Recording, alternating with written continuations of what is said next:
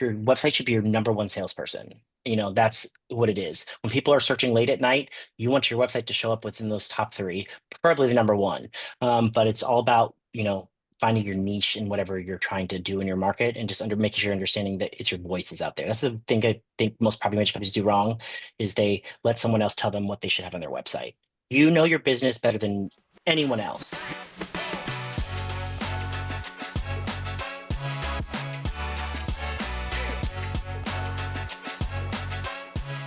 Hello, professional property managers. Andrew Smallwood here with Triple Win Podcasts. I'm really excited for today's episodes. I've got two friendly and familiar faces to me, Lacey and Alex, joining us today. I'll give them an introduction in just a moment. But really excited to get into this topic because we're going to be talking about SEO, what's happening in AI. This is a landscape that is like shifting under our feet right now. It's important. It's got implications, real consequences. And there's a lot of property managers who are curious about this, asking about it, looking to get more. So I'm excited that we've got two amazing people and a relevant topic and conversation to go through today. And with that, Alex, I'm seeing here that you call yourself a self-taught SEO strategist and a digital marketing expert and content creator. You've got great history in real estate and property management as director of business development at Allegiant. And you're a relationship builder. You're somebody who's an educator, very involved in NARPM. A lot of people look to, and you're overseeing sales and marketing, right, in the property management business, but also helping other people in the industry with that as well. Lacey, great to see you. If you don't know Lacey Hendricks from Texas, San Antonio, has specialized in SEO for property management companies, and she's got similarly like deep expertise in property management, but also interested, and expertise in hands-on digital strategy. And I think, Lacey, I saw you've got like certification, like you are certified I SEO am a space certified expert. expert. That's I awesome. I enrolled Go in a ahead. class and it's been about the initial class was about 3 months long, but I've stayed enrolled because I just love having all the resources there. So Mm, very cool. And again, over a decade in property management, and I don't know if we'll get into it today, but I know you're very active on like the legislative, and advocacy front for the industry, which is really great to see. Both of you have really given a lot back, right, to the industry and helped in a lot of great ways. And so, listen, what did I miss in my introduction, Alex or Lacey, that folks should know about you before we jump into this? I would say what you missed is just that me and Lacey are both we are passionate about the industry, but we're also passionate about helping people, and I think that's why this kind of started. And it wasn't because we wanted to have an SEO company, but it's because we found something we were passionate about, both passionate about together, but that we're able to help the people that we care about within the industry as well. And I think that's kind of the true message behind the business itself. Is we're not here to, you know, come in and be this new SEO company that's out here just creating all these things. We're doing it because we want to help people. It's all the people that we spend time with throughout the year, and we know that everyone's telling us they have these problems because they see our success with our websites, and they're like, "Oh, can you help us?" And we're like, "We can't help you. We're running property management companies. I don't know what you're talking about."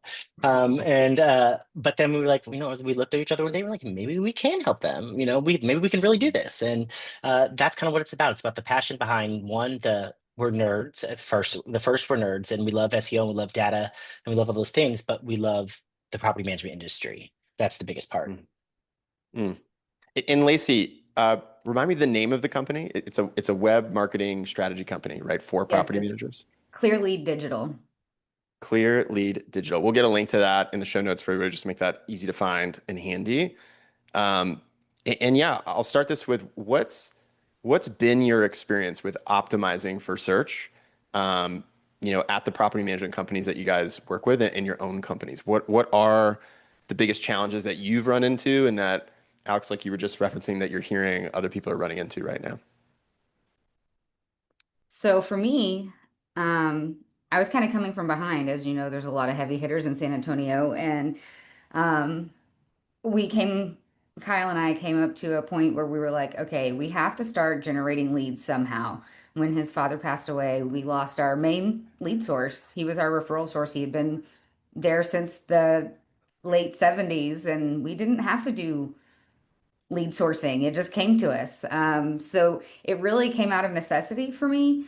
And when I started researching it, I was looking around like, man, how am I going to compete with these websites? And like everything was templated that I could buy through industry partners. And I was like, I've done enough websites. I don't need to do this. And then I didn't need to buy from somebody else. I could do it on my own.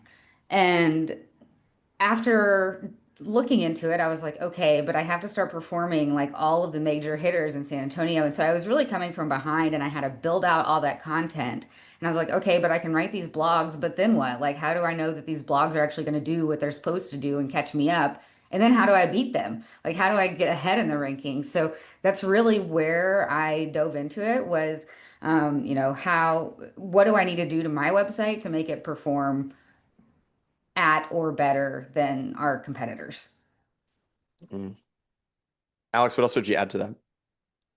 I'd say mine was definitely it was like the curtain was kind of pulled back on it. I kind of went outside of the industry to the normal SEO companies and marketing companies that we have that are like industry specific. I kind of had someone else take a look at it, and they kind of pointed things out to me that when the marketing agencies that we were using, they would present stuff to us. And we were doing Google ads at the time. And they're like, oh, buy more Google ads, buy more Google ads. That's the pitch. And for me, it was seeing the data presented in a different way. And Tamara, who actually is a part of our company with us now, she's the one who kind of opened my eyes to it because she's been doing digital marketing for about 20 years. She has a really good insight on how to break down the data and make it a little more understandable for the average person. And it was the fact that I was almost I called it a revolt. That's why I started like learning. She's like, here's like this. She's told me this is the system I use to check things. So you know me, I went and downloaded the software and told Maria, I was like, Maria, we need to buy this, very pricey software. And she said, okay. And so then I just kind of went down this rabbit hole of it. And I started like when I call myself a self-taught SEO strategist, I learned from like the hard way. I learned doing it wrong 17 times, and but then once I started like figuring things out, and I was like, this is working. We're getting more leads, we're getting better quality leads. And then me and Lacey one day had a conversation, and we were like, "Hey, I'm doing." She's like, "I'm doing my website." So then that kind of brought us together in a sense of we both didn't know we were both secretly nerding out on this in the back end. But then we started sharing tips, going back and forth. She's like, "Oh, you need to read this, do this," and like she does have the certification, but it was that bond that brought us together that created, really helped create this is because one, we were both passionate about it, and it was just a really cool space to be in to have someone else be in that like weird little zone that no one is really in our industry because no one has time for this. We're just gluttons for punishment, I think. We like really loved it. So, but once you see the results, that's what's the powerful part about it. Google gives you Mm. the algorithm. They tell you what they want. And if you follow those things, you have a much better chance of, hitting it. And there's so many tools out there that are great to you can go say I want to be above this person, and you can follow the strategy to do it. And that's the biggest problem in the industry now that's in our thing is no one's following a strategy. There's no Mm. strategy behind the choices that are being made. And so that's what we really lean heavy on is a strategy. We're going into this, we're not just saying, hey, here's a proposal for you. We're looking at their full gamut. What's their goals? Are they looking to get 100 leads a month, or are they looking to get 10 leads a month? So there's different ways to go about things, and you can't promise anything because Google's algorithm changes. But it's really just about taking a step back and creating that strategy. And what's great about me and Lacey in this aspect is we've been on the other side. We've been the property manager. We know the life cycle of property management. So that's first of the month you're really not focusing on SEO. You're focusing on getting your rents paid and all those kind of things. So we understand that, and I think that's powerful. And just the knowledge of the industry. That's what's been missing, I think, for every marketing company is they don't take the time to learn our side. And so now we have that already. And I think it's gonna be really cool to see what we can do here. But it's really about helping people because people are all struggling with leads. And if we're depending on how this market's gonna be going, and it's gonna be a time where you're gonna really rely on those leads. Mm. Mm.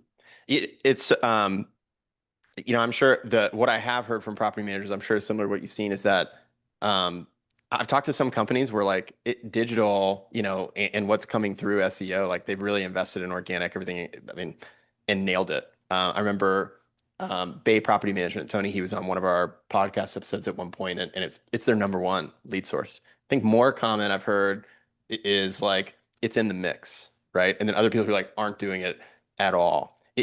What are you guys kind of seeing from a standpoint of how SEO fits into the kind of like the larger picture and how it compares to other lead sources that property managers are leveraging today? It sounds like you feel like there's a big opportunity. Is there a percentage that you kind of see as typical, or is it just totally depend?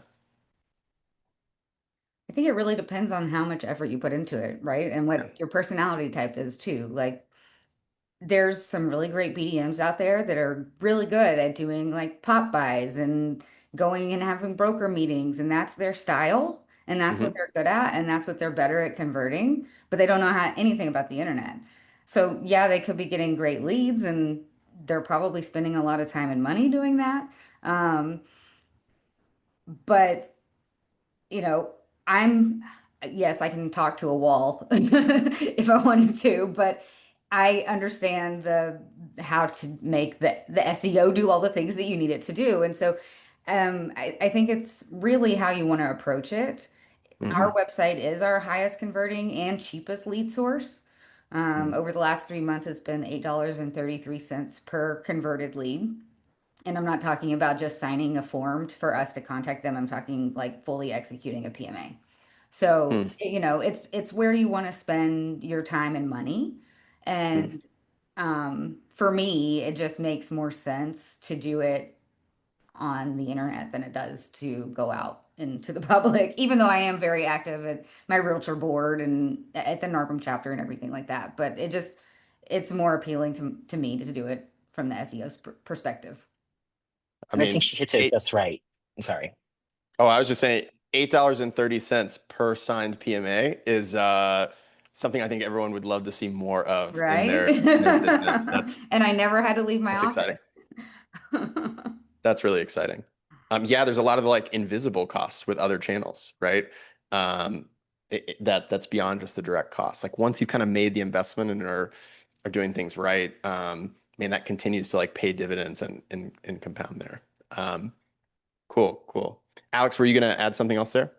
I'm gonna say I locked into this so much because it couldn't be everywhere. I was everywhere and I was doing all the things and I was running myself tired. And the website works throughout the night, while I'm sleeping. And it's, once you get those core things in place and get everything kind of implemented, it's easy maintenance. So it's a lot less work on your behalf. And once you gain that authority through your website should be your number one salesperson.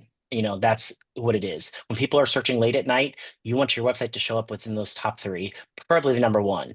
But it's all about, finding your niche in whatever you're trying to do in your market and just making sure you're understanding that it's your voices out there. That's the thing I think most property management companies do wrong is they let someone else tell them what they should have on their website. You know your business better than anyone else. And that's when I said, like, we took the power back in our website in that sense, because others, other people, when we redid our website, I wrote every word. I made sure it was custom to our company, everything there. Mm, Because what's happening out there now, I challenge anyone, go look at 10 websites right now, and you're going to see the same content most likely on the same pages. And that's a problem because guess what? Those 100 pages are fighting against each other. So when mm, you have those strategic keywords and your own fresh content, Google's like, oh, I like that. But when it's on all the bunch of different websites, you're just fighting against yourself. It's not doing you any good. And like some people just, you say you're ranking for a certain keyword, but is that bringing you any business? That's the real question. mm, mm. And so, Alex, earlier you were talking about, hey, if somebody really gets into this and really studies it, you can understand, right, the algorithms, right? You can understand like how the game works. And I'm just wondering if you two could kind of pull back the curtain a little bit here on like search data and performance and like how property managers can start to think about that of like, here's what really matters and is ultimately gonna put them in a position to succeed there. What your current thinking is on that. So you need to make sure that your website is technically sound, right? So like your pictures are optimized and have alt tags. You have custom URLs that include important words that are not just like property management, but actually important to identifying you as a brand. You want to make sure that you have social images, meta tags, SEO titles on every page that you have. Lots of internal linking and backlinking to, which backlinking is just literally inserting a URL to an outside source. That's all it is. It's a big fancy word for a URL on your page to sites that have high authority, like the Second Nature website. Y'all have done an amazing job there, and I really love the the site page that y'all built. Mm. I was like, yes, when we got that. But yeah, it's just the little tweaks that you can make that really that lays the foundation. And then once you get all of that streamlined, or not streamlined, but once you get all the technical worked out, that's when you get into personal branding. That's when you get into the blog writing to identify your brand. And that's when you can really start to see the jump. So, like within that first 1 to 3 months, you get those technical things taken care of. You'll start to see it in the reporting software. And then once you do that, you can start to develop the blogs, and that's when you really start to see it jump up. But realistically, you're looking at like at least 6 months for that. Mm. Mm. And Alex, you were talking about um, not just optimizing for search, but also like what's ultimately going to convert, right? Like that's how you get to $8.30 per PMA, right? It's not just traffic, but also thinking about this holistically, right? How can property managers start to like what are examples of that you could give of like, okay, maybe this was optimizing for traffic, but then ultimately this kind of change led to a better business result at the end. Yeah, so you're going to want to answer you got to think of it in the sense of what are your clients asking? What are they looking for? What questions are they asking? What problems are they facing? And so a lot of the strategy is that's out there in our industry now is it's city, whatever city you're in, property management, city property manager, city property management company. That's great. But people when they have a problem or they have a tenant who's not paying rent, what do I do what to do if my tenant's not paying rent? Mm, What about you put in there something along the lines like, you also have to keep in mind that yes, you're going for the owner leads, but to provide authority for your website, you need to create a space for tenants to get there too, so to get their traffic. So you're also mm, creating content for the tenants. So like, what do I do if I get an eviction notice on my door? Um, you know, things like that. The things that when they're in that moment of I need help, they're searching for. And making sure that you're not we tend to, this was my biggest problem when I first started the content writing was is I was writing way too a high level. And mm, I was writing at a college level and the average for Florida, like every state's different in how they rank it and there's softwares to check all that. But Florida itself is between an eighth and ninth grade reading level. That's where you need to write up. So that was really hard for me to kind of take that step back and like, really simplify it and, make it a little more 'cause like you said, you're usually Googling stuff late at night, at midnight in bed. And, you're not thinking like, college level essays you want to read. You want quick, you want bullet points, you want all these different things. And it's just, understanding that you want the owner, but you need to provide that you're providing value because the traffic, once you get traffic to your website, that gives Google these little tinglers and then that says, ooh, this website's doing something. How long are they staying on the page? How many mm, links are they clicking? Are they going to other pages on there? So creating that authority within your website with value is going to be one of your biggest things just because you want people to stay there. You want them to be the resource for property management, but they're not necessarily looking for property management. When they mm, do, that's creating that authority, which is when the owners are looking for it, like, oh, property management near me. Or so it's those long tail keywords that aren't the actual city property management. It's all those things that are going to get people to your site, and then they're gonna be like, "Oh, okay, these are the authority and for this city." Okay, you're doing that, and then they kind of go down the rabbit hole of your website, and then it gets them. So It's it's not very that initial similar. grab. It's very similar to the in-person sales process, right? You build mm, relationships, you build trust, you build friendships with the people in our industry. They trust you, they refer clients to you. Here, you're just making friends with the internet. It's So very you're 2009, constantly or it's building very that trust. 2009. It's MySpace all over again. I like this a lot because like if you think about okay, it's natural to search for a property management near me or in XYZ county cities, whatever it might be, and that's really I already know I need this solution and like how like yeah, so let me search for that and see who provides that solution. But what I hear you talking about is how can you get upstream of the solution into like some of the problems, right? What are just the problems that people are facing all the time? How do I deal? hey, rent is 2 months past due, right? Like, what do I do? Right? Or how do I file an eviction in Sumner County, whatever it might be. Like, those are the kinds of things, those are problems that people are having and facing, trying to do things on their own, and the resident problems as well, to bring that traffic in. And then starting to educate people. And I can just imagine, wow, okay, I search something and I see Allegiant, and then like a couple months later I got another problem, and then like, oh, there they are again. And I'm starting to like, you're building that relationship just like Lacey said, kind of you would in person, like you're showing up a couple times, helping, et cetera, and you build that trust and relationship so that when they are ready to purchase a solution, they know where they want to go to. And you're kind of in that pole position, and that's how you get great conversion there. That's great. Thank you for walking through that. I'm curious because there's a lot of property managers who are working or considering working with like marketing agencies today.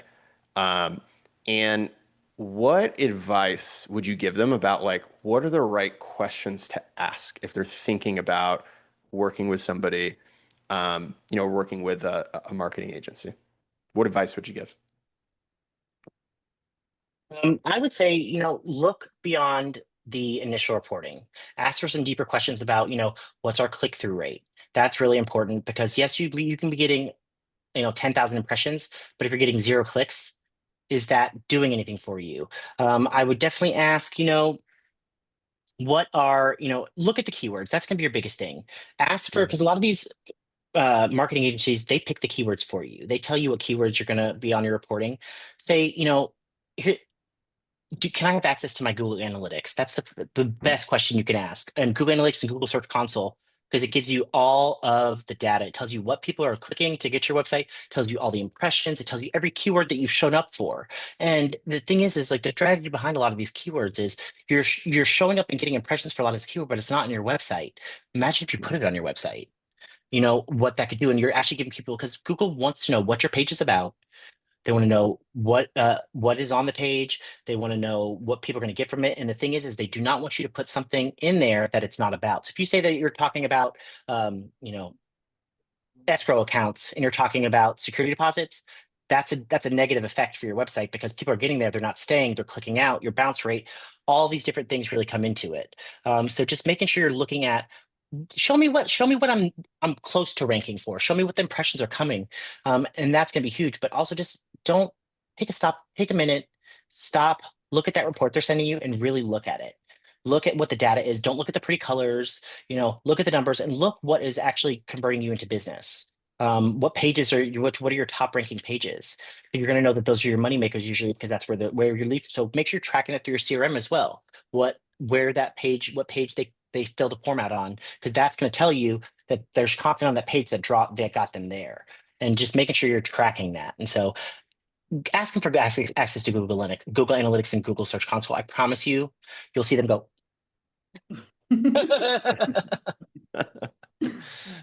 Lacey, any other advice you would give folks if they're talking to a marketing agency or even their current marketing agency, right? If they have one, what are some of the questions to ask or things that they might do to be getting more out of that or evaluating it at a higher level?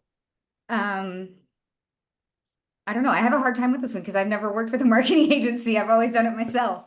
I think that it's just really important to be able to have those transparent conversations with them and be like, why don't you know which of these pages perform the best? What, like, as a marketing agency, shouldn't you be able to tell me why this page ranks more than this page? And why is my page ranking for Little Blue Duck when I sell property management? Like, why are these random keywords my top ranking keywords? Like, it doesn't make any Mm. sense. So just I think that's where you have to go. You just have to be very frank with them, and they're probably gonna be a little bit uncomfortable in the beginning, but it'll be okay. Yeah, so like, hey, if I get access to GA, Google Search Console, like I can at least see what is happening. But Right. then there's another question of like, why is this happening? Right. And getting that conversation and seeing what level of analysis, what level of, you know, care and depth, right, that the marketing agency is bringing to that. And hey, like, do the insights track with what you guys are saying right here and like the ways to think about it that are ultimately going to drive results? I think that's great. Okay, I want to click forward to looking forward, and I say looking forward, but like some of this is like happening right now. What's changing, with SEO and the future of SEO. There's a lot changing and moving around on us. Like, bring us up to speed on what are the biggest shifts that you're seeing that are happening right now. And Lacey, I'll come to you first. Okay. So obviously you have your AI mode in Google. Yeah. That's going to be like the biggest shift, I guess, that most internet users notice to start off with. Um, the headline I keep seeing is SEO is dead in 2025, and that is just a nice attention grabber because if you're not laying the foundations of SEO, Mm, Google's not going to put you in AI mode. Like, it's just not going to happen. So you still need to be implementing these best practices and technical experience or technical optimizations on your website to get to mm, that point. And then once you like that's what's going to get you up there. If you look at the data, it says like Quora and Reddit are some of the top cited pages and Yelp, which drives me insane. But like you still need to have a Google My Business profile to get into the top of ChatGPT because it still pulls data from there. So even if you don't have a Reddit page started, because I've done that once and it was crazy and I don't ever use it. Like I started a forum to try to just like learn about it and see what it was. And um, just keep doing the things that you know are right and you will get up there. But if you don't engage at all online, if you're not aware of your brand footprint and know exactly what platforms you're active on, mm, then you're not going to show up in the LLMs. Any sort of AI search, whether it's ChatGPT, Claude, Gemini, any of them. If you are not cognizant or aware of where your branding lies, then you're not going to show up. And that's really what they're trying to get at with the LLMs is trying to find the specific brand for what the users are searching for by the words that they're searching for them. So like knowing your buyer persona is incredibly important to be able to rank in the top of the LLMs mm, because they're looking very, very specific at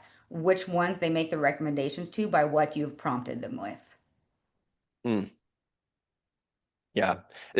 It's so interesting, like as using the LLM tools today myself, it's like you can just totally see why this is going the direction it's going. Because as opposed to typing in a question and seeing a page of blue links and then clicking into that and then like going through it for an answer, it's now you can type it in and just get your answer. Like it kind of cuts that, it's a shortcut, right, to the Mhm. kind of end result.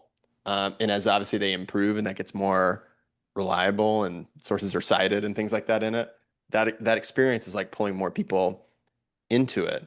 But all of those answers are based on the content, right, that's out there. And so to Exactly. your point, like you've got to, that doesn't mean like, hey, you give up on this or this. It makes, this is important because, right, you got to get the content out there and prove for what they're going to pull out that it's going to be relevant, right, and what people want to see. Um, Alex, like, what else would you kind of like add to this as far as the shift that you're seeing right now? You're going to see a drop in your traffic. It's coming because they're not clicking on your website because they're getting that answer right there.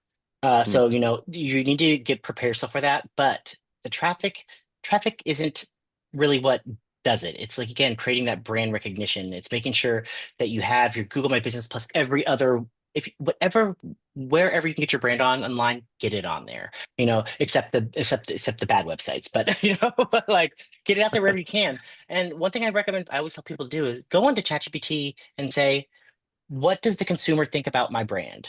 About my brand. And it's going to tell you. And it's going to pull things probably that were a review from 10 years ago that's been sitting there, it's been basting on the internet. And mm, but you can change those things. You can change your front page of Google. It's very doable. It's just about creating content that ranks above that, and building your relationships with vendors, with everyone in the industry to get these backlinks and to create that online presence. The more you are online, the better you're going to have a chance to show up in those LLMs. But the thing is, you want to make sure it all comes back to providing quality content, providing answers to the questions that people have.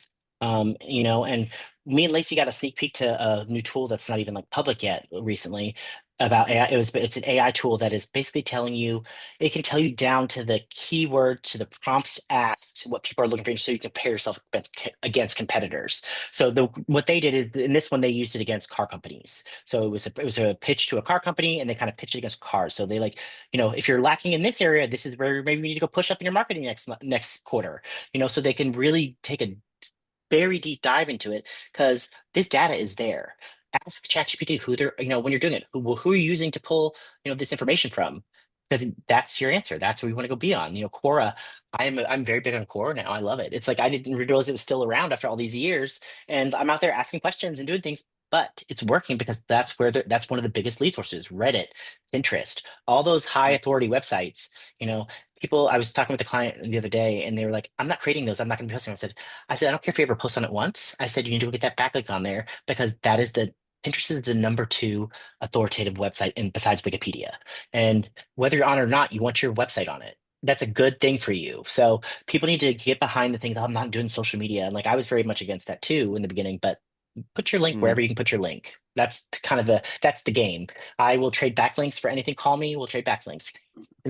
But that's really what I was doing when I was in the started this process. That's what I was doing. I was like, hey, I'll give you a backlink. You give me a backlink. So get creative with it. But the number thing, don't buy backlinks. Don't buy backlinks. It can be very negative for your website. There's these websites out there that will tell you they'll give Mm. you 100 or 1,000, authoritative websites. No, they're bad dark webs, and then Google will essentially blacklist you.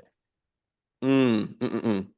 Okay, so you're reminding me of this thing that happened last month where I was sitting with a small group of property managers who, one of the great things about this industry is like quote unquote competitors are all like friends and very collaborative, right? And helping each other. And they were talking about this topic a little bit, and they just typed in to their favorite, LLM, like who's the best property manager in XYZ, Florida. Um, and the name that popped up was like the person sitting next to him's company, right? And then they typed in like, no, it's not. It's this company. It's my company, right? Like they were joking about it. Um, and then it was almost this like arms race of like, I'm gonna have my VAs like going in every day and telling the LLM that I'm the best company in XYZ. Is that an effective strategy? Like interacting directly with the LLM, does that work? And like you were saying, Alex, of um, hey, people may be thinking like, oh, I should just go purchase backlinks, right? Versus, hey, like, are there other common kind of like misconceptions about how to approach this that you think would be helpful to kind of correct the record on? It's all about, again, you're providing that value. So whatever it is. So the approach that I took when I first started is I was reaching out to people who were like news articles or things they were doing certain topics. And say, hey, this would be a great resource for your article. Or there's other services out there that you can go through and use, say like um who is when people are writing articles or they're looking for information and data, they send out an email and says like, hey, they're looking for this on this topic, and so you can submit your Mm. stuff to them and get those backlinks. But it's really your most valuable is going to be just being into the Reddits, all those other things where people are. I didn't like I said I didn't realize Quora was still a thing. Like when it popped up because I'm a SEMrush ambassador, and they give us all this data and stuff to basically go over and tell the latest trends, and like when they sent like the top 30, I was shocked. Like I knew Wikipedia was going to be up there, but like all the other some of the ones up there, I'm like, I never even heard of these websites. And it's like I'm like, Yelp's making a comeback. Like who I thought Yelp was done. That was a very early 2000s restaurant thing. And but it's like if you're not on there, you need to be on there. So me and Lacey have been optimizing our Yelps for the past like 6 months to a year, and like really doing those things because that's going to be the new answer. Chat GPT, all these things. That's where people are going. I have leaned into it so hard that I think my typing has gotten Mm. worse. So like, oh, they'll So fix it. Uh, the reason why they're citing these sources is because they've been on the internet for so long and they have the reputation of being able to Mm. provide the information that the people are looking for. So Mm. again, building that authority, building that trust, and that's why they cite them is because they've been around forever. They should know what they're talking about, right? Mm-hmm. Mm-hmm. Yeah. It to that comment about like, oh, I'm just gonna tell ChatGPT that I'm the best, et cetera. I saw another post from a vendor actually in space who mostly works in multifamily, and they do like electric charging, like electric car charging. And they were saying, hey, type into your, who's the best provider, this is that, whatever it might be. Um, and it was because they had typed it in to their own ChatGPT and saw that they were ranked number one. But then all the comments were like, oh, it's other vendors, boom, boom, boom, boom, boom, this is that. And it made me realize, okay, like obviously the LLMs, like they're starting to use memory and like remember the user and this and trying to provide relevant information to them. And so like, hey, a strategy of like, I'm just gonna tell, you know, my chat GPT exactly this. It's not gonna have the impact maybe that people would think that would expect. And they need to be doing exactly what you guys are saying here, right? Which is get that content out there so that when somebody's doing that for the first time, it's gonna pull up for them. Um, okay, thinking about the future, there's going to be a lot of folks who say, okay, there's a lot to learn. Like I could go deeper here. Clearly, there's like opportunity here, and there's important things to learn how to know and do so that I'm doing the right things. But I'm busy, and I don't have a ton of time for this, right? Um, what advice would you give them about like not getting overwhelmed by that and like what's the best way to kind of like get started, so to speak? Where you would recommend they start? So just go to ChatGPT and be like, how can I improve my website? And then Mm, make it, dedicate 1 hour a week to just working on your website. You don't have to produce crazy content. You don't have to go all in like Alex and I go down these rabbit holes of like doing all the things. You don't have to do that. Just, and it will take longer, but as long as you're constantly working on making it better, you will eventually get there. So, mm, okay, you may be only be able to post one blog post every 2 or 3 weeks. You're still building that content. You're still building your reputation and authority. So, even if it takes you longer than you would like, the fact that you're actually putting the energy and the effort to work on it, you're already one step ahead from most people. So that would be my advice is don't get intimidated by the amount of work that has to be done. As long as you create a roadmap to get it done and hold yourself accountable, then I think that eventually you will get there. mm, What she said, what I heard, what she said is create a strategy. Yeah. Create a strategy and create and be consistent with it. And just don't think that you sit a blog there, it's going to just do it. You have to come back and update it with the latest and greatest. If a law passes or something happens, go throw a little blurb in there about that. Google wants they want authority with what your content is, so they want something that's updated and new. So if Second Nature releases a new a benefit, you're gonna go update the blog, your blog on your resident benefit, and in July of 2024, they introduced this, whatever it may be. And just making sure you're saying it because you want to remain authoritative. And that comes with knowledge because people are looking for new things and making sure that it's updated content. mm. Yep. Okay. The way we like to wrap this up is like a fun kind of like lightning round. So we're gonna go through some like fun questions with quick answers. Okay. If you could recommend one book that every property manager sees and reads, what would be the first one that you recommend? And Alex, I'll start with you. Hold on, let me look at my little collection over here. I got it right here. CMP scripts from Darren Hunter out of Australia. This book has gotten me out of so many. It goes basically over any objections you have.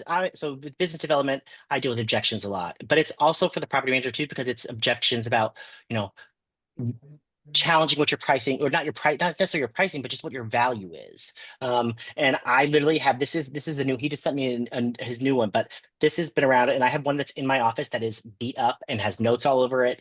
And it's the scripts, it's the answers to all the problems that we have.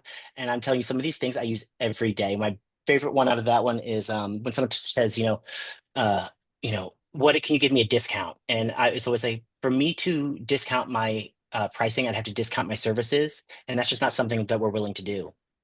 And I use that all the time. And say I've engraved some of these things into like my daily like pitches and all these things, and they're a great team over there, but that is my number one right now, and it has been for the past couple of years. So but I could go tell you 20 more books, but that's the one I use most.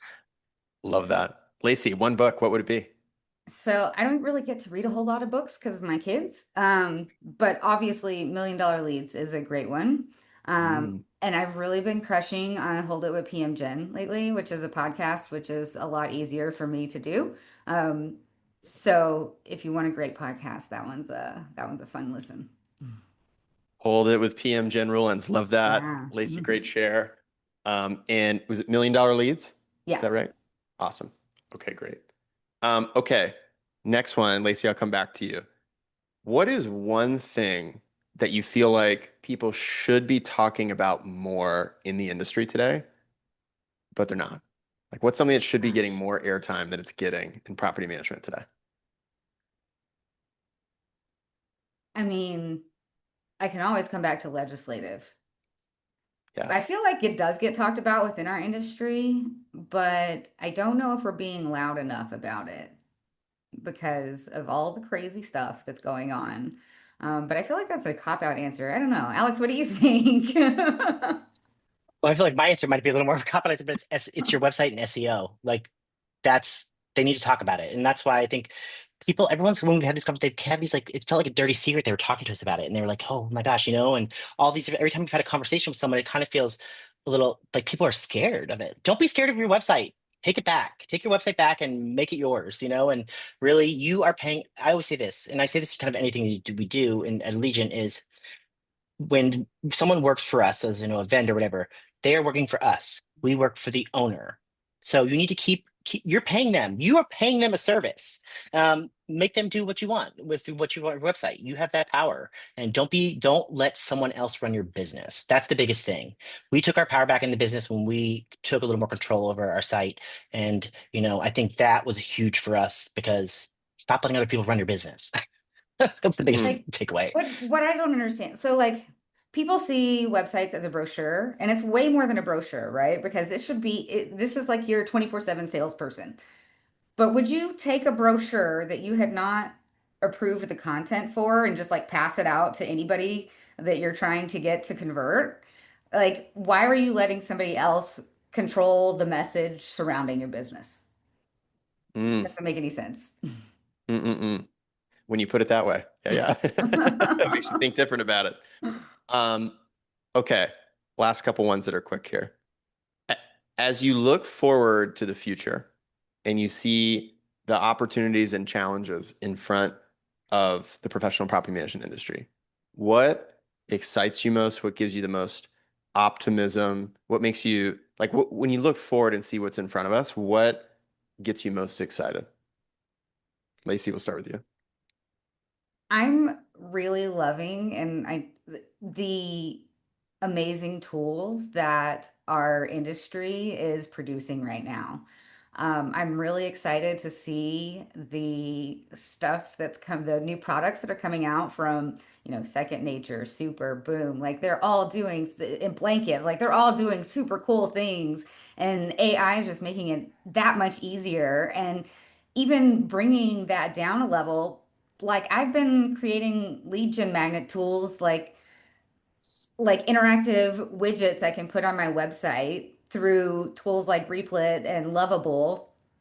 And I'm not a developer. Like I know HTML, but I'm not a software developer. But the fact that like unfortunately we lost a staff member. She had a knee accident and she couldn't come back to work. And I automated her job myself. Like what? Like that doesn't, I'm not a software developer, but I was able to do it because I have the access to the tools and for us to be able to create custom plugins like that, it's just like the sky is the limit and like you really it's how creative can the people inside of our industry be because that's really the limit of what we'll be able to achieve as a group moving forward, and it's that's just really exciting to me. Mm. Alex, as you look to the future, what gives you the most hope, optimism, excitement? Before I get to that, don't listen to Lacey. She is very, very good at all that stuff. I've seen some things she does that scares me. Um, I'm right now, honestly, I have to say it's NARPM 2.0. That is what I'm really excited about. I am officially elected on the board as of now for next year, next 2 years, 3 years. Oh my gosh, 3 years. And I'm really excited about the changes that are happening within NARPM. We have a new CEO who is awesome. You know, Troy, we've worked so closely with him in governmental affairs, and his passion and his knowledge is gonna, I think, really take us. You know, we're sad to see Gail go, but to see NARPM be able to step into that new chapter and to know that the board that we have coming in is really locked in about the membership again. And that's something that I think we're all going to see. So I think this is the time to get involved in NARPM. This is the time to, get back your into NARPM if you've stepped away for a while, because NARPM is going to be the center for anything that's happening as far as there's some crazy legislation going out there right now. They're coming after taking away being able to run credit reports for applications at federal level. So there's a lot of crazy things, and people probably Hmm. don't even know about that, and it's like they're very early in the stages, but those things NARPM has really created these relationships with other industries too. So our power is strong right now in the legislative thing, and we're going to have to band together, and that's the only way things are going to get done.